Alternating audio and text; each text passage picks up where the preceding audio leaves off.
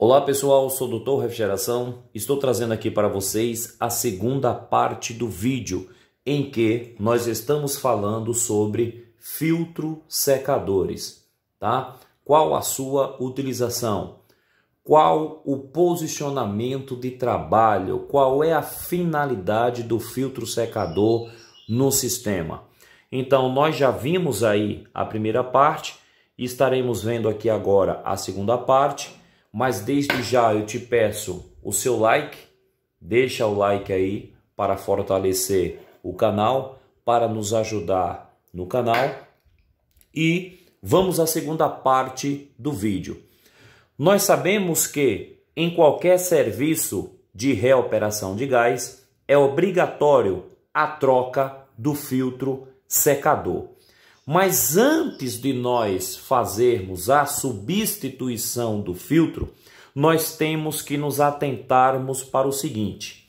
Às vezes acontece já na instalação do filtro, à medida que a gente faz vácuo no equipamento, de imediato, quando a gente encher o sistema de fluido refrigerante, o filtro de imediato já começar a ser saturado, em função de dois fatores.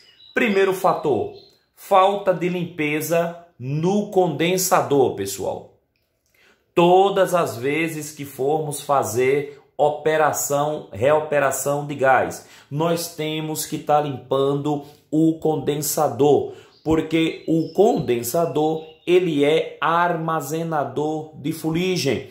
E essa fuligem, por suas vezes, são deslocadas através da pressão interna do fluido refrigerante e acabam sendo armazenadas dentro do filtro secador.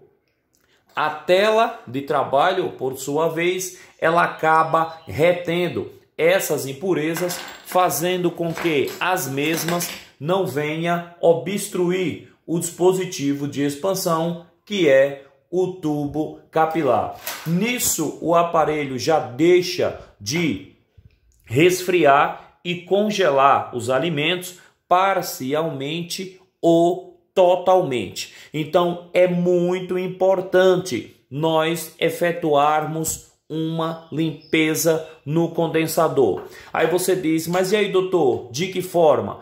Existem duas situações aí, pessoal. Mediante essas duas situações, eu vou saber de que forma eu devo efetuar essa limpeza. Primeiro, se o sistema tiver com algum tipo de vazamento, eu tenho que entender que o compressor, por sua vez, à medida que ele trabalha com o sistema despressurizado, ele começa a mandar óleo para o condensador através da linha de descarga. Então, se o sistema estiver com vazamento, eu tenho que entender que o condensador pode estar encharcado de óleo.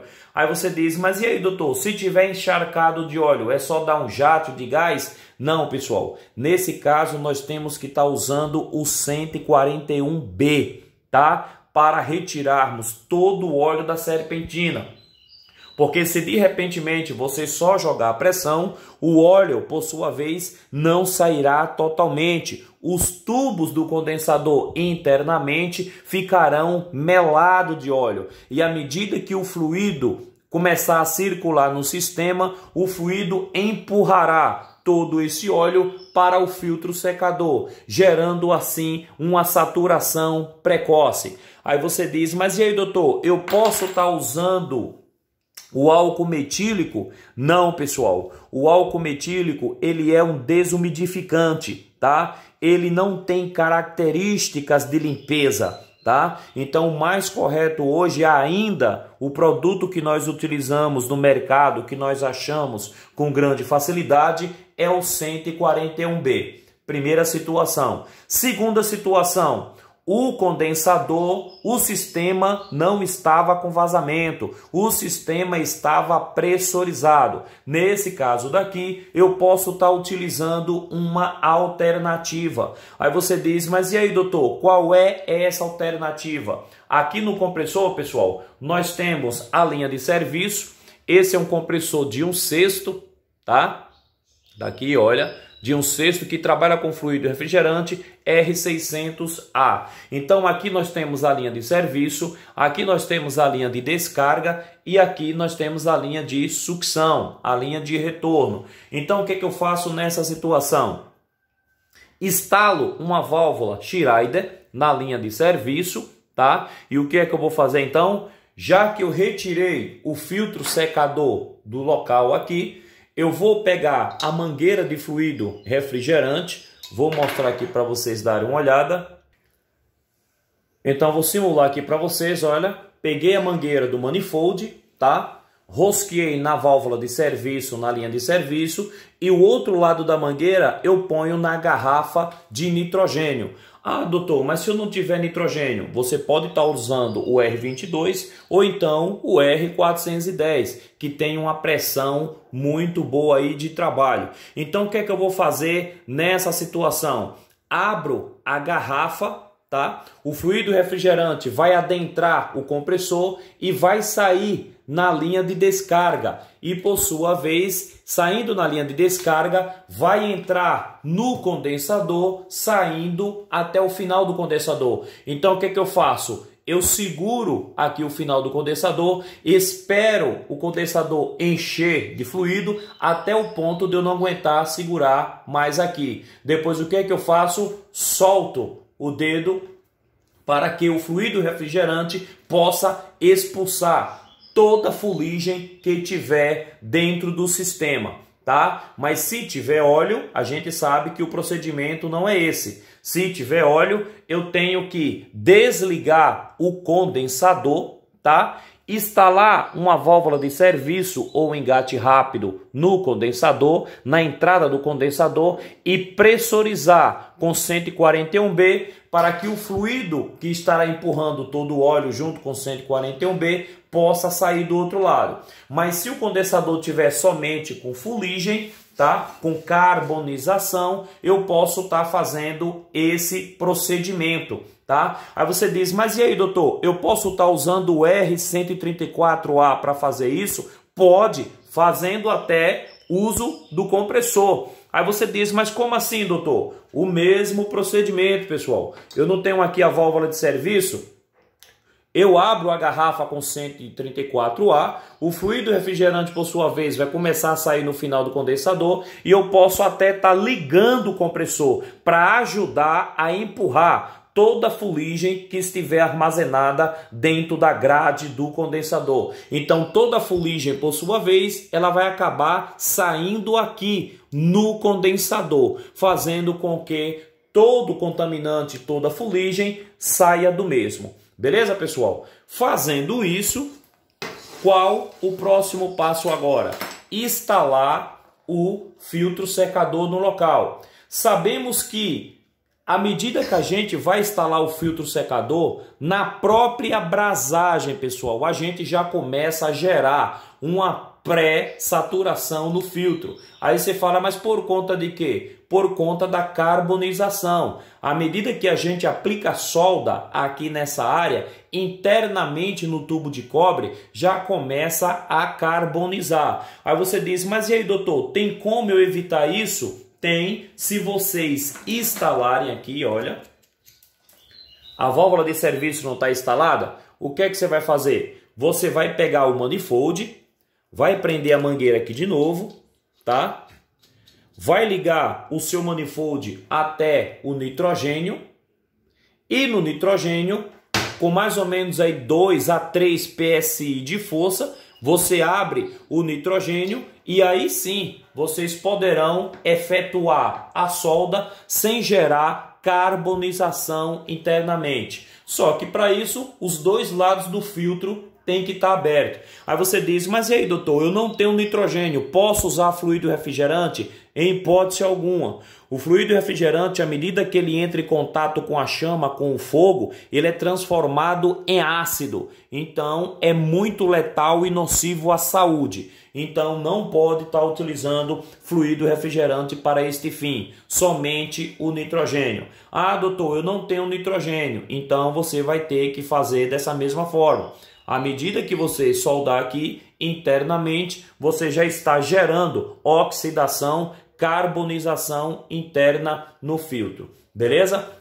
Então nós temos aqui o posicionamento do filtro. Como eu falei para vocês, eu prefiro sempre deixar o filtro na vertical, mas eu quero dizer para vocês que existem outros filtros aí no mercado, tá? Que você pode deixar ele em qualquer situação, desde que obedeça o direcionamento do fluido refrigerante, que são esses filtros aqui da Danfoss, olha. Vocês estão vendo que ele tem a setinha? Então aqui eu tenho entrada, aqui eu tenho saída. Esse tipo de filtro, vocês podem deixar ele deitado, pode deixar ele na vertical, pode deixar ele de ponta cabeça, desde que ele siga o fluxo do fluido. Esse daqui, vocês podem deixar eles em qualquer situação. Esse filtro daqui, ele é aplicado muito na linha comercial, tá? Nunca queira estar instalando filtro de pequeno tamanho em linhas comerciais. Por exemplo, esse filtro daqui é um filtro de 5/8, eu não posso, em hipótese alguma, estar instalando ele na linha comercial. Normalmente, o filtro ele tem que ser compatível com o tamanho do sistema. Lembre-se sempre disso, com o tamanho do sistema. Como eu falei para vocês, nós temos aqui um filtro da Danfoss, que ele é rosca. Nesse caso daqui é só fazer as flanges, mas nós temos esse mesmo filtro aqui em solda. Tá vendo aqui? Em solda. Então, quando a gente vai fazer a solda, internamente a gente já gera uma leve carbonização.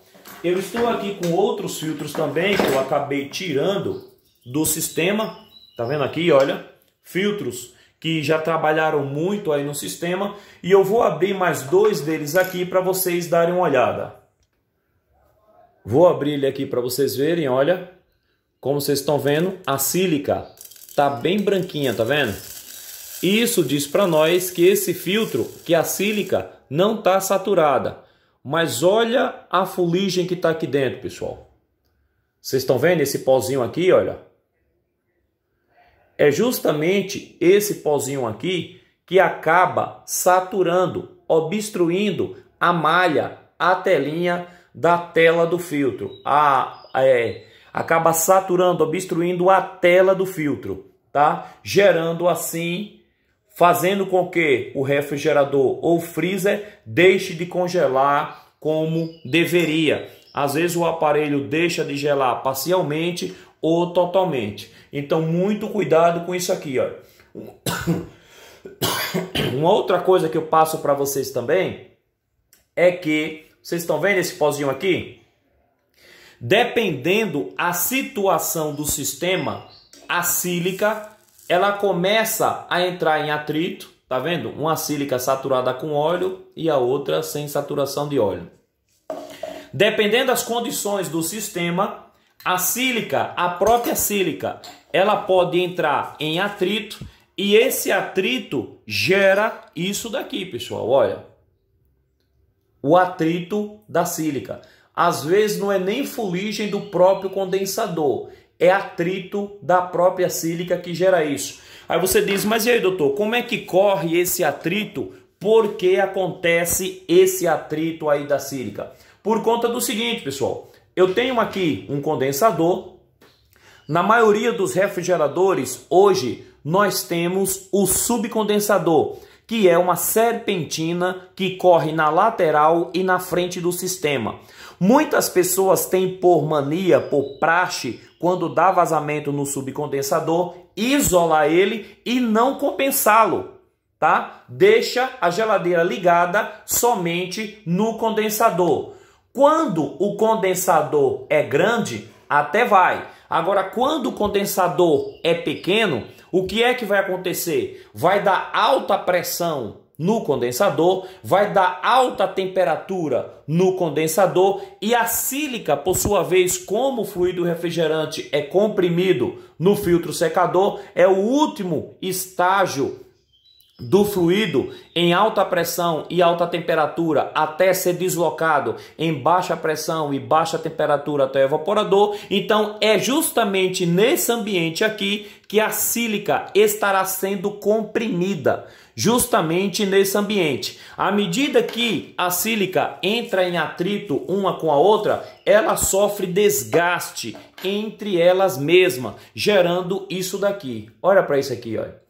Então, muito perigoso. Se deu vazamento no subcondensador e o condensador é pequeno, nós temos que compensá-lo. Eu tenho até vídeo no canal aí em que eu ensino para vocês em que situação nós devemos compensar o subcondensador ou não. E eu ensino a vocês quantas voltas de tubo devem ser dadas também. Eu ensino tudo isso no canal para que vocês possam aprender. Então, na maioria das situações, defeito mecânico, o filtro ele pode estar saturado com óleo, primeira situação, à medida que dá vazamento no sistema. Mas não é todos os casos que dará vazamento no sistema em que o condensador estará sujo de óleo. Mas se deu vazamento, fique esperto, pode ter óleo no condensador.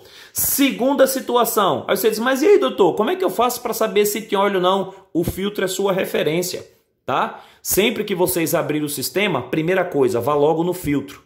Se não tem fluido refrigerante dentro do sistema, corte o filtro no meio. Porque se tiver com vazamento, a sílica vai lhe denunciar logo. Ela vai estar, olha, toda encharcada de óleo. Então vamos lá.